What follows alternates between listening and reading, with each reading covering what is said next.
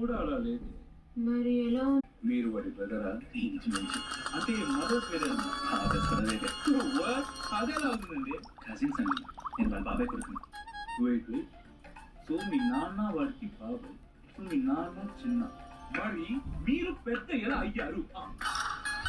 అంటే మా నాన్నకి నేను ఫస్ట్, వాళ్ళ నాన్నకి వాడు సెకండ్.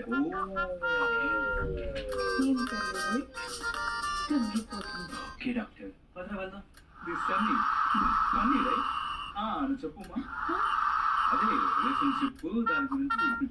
ఎక్స్క్యూజ్ మీ, మళ్ళీ ఎందుకు వచ్చారు? మళ్ళీ ట్రీట్మెంట్ కోసమే డాక్టర్. వీడు మా అన్నయ్య కొడుకు. అరే ఇందాక మీ నాన్న వాడికి బాబాయ్, ఇప్పుడు వాడు బాబాయ్. ప్రియాంక. ఏదో బంక చేసిన ప్రతి నేరానికి శిక్ష అనుభవించాలని మన రాజ్యాంగంలో రాసింది, తెలుసా? గరుడ పురాణంలోనూ అంతే సార్. నీకు మైథాలజీ అదేం కుదరదు. ఇంత చిన్న విషయాన్ని అంత సీరియస్ గా తీసుకున్నా చూసి అదేంటి వన్స్ బ్రేకప్?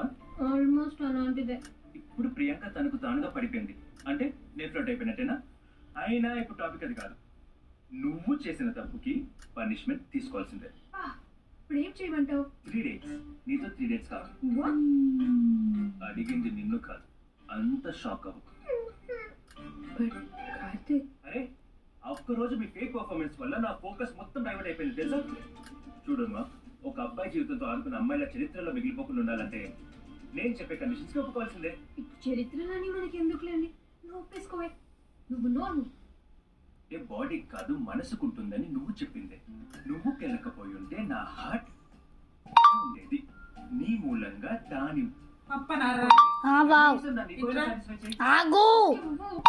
నువ్వు చెప్పినట్టే వస్తాం.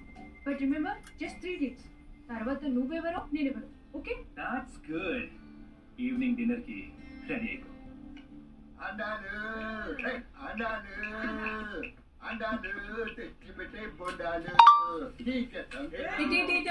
వన్ మినిట్ ఆగి ప్లీజ్. నువ్వు ఇప్పుడు ఇంకా వీడియో తీస్తున్నావుగా? పొద్దునే పువ్వులా పెడితే సాయంత్రానికి సస్త అయిపోయిందిగా. అన్ని అడ్డంగా పడేశారు. అసలు పక్కింటి పద్మావతి గారి ఇల్లు చూడాలి. అర్థం